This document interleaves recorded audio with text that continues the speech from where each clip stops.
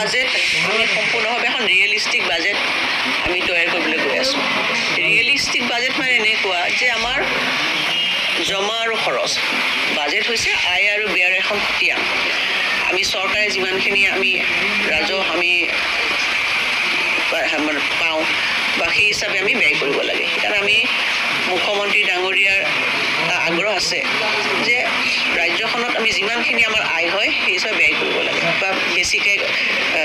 কিছুমান বিভাগে আমাৰ পইচাটো বিচাৰে হয়তো শেষত আমাৰ পইচাটো খুজি আমি নাপাওঁ এনেকুৱা ধৰণৰ কথাখিনি যেতিয়া সম্পূৰ্ণভাৱে আমি 100% নহ'লেও আমি নাইকিয়া কৰিব পাৰোঁ সেই পৰম্পৰাটো আচলতে আমি সঁচা অৰ্থত আমি এইখন বাজেটৰ পৰা আমি আৰম্ভণি কৰিব বিচাৰিছোঁ সেয়েহে এই বাজেটখনৰ যোগেদি অসমৰ মাননীয় বিত্তমন্ত্ৰী আপোনাৰ অজন্তা নেওগ মৰাশয়া ডাঙৰীয়ানীয়ে তেখেতে কৰ্মচাৰীসকলৰ মুখত হাঁহি বিৰিঙাব কিয়নো কৰ্মচাৰীসকলৰ বৰ্ধিত দিয়াৰ পৰা আৰম্ভ কৰি আপোনাৰ অন্য যি আপোনাৰ কৰ্মচাৰীসকলৰ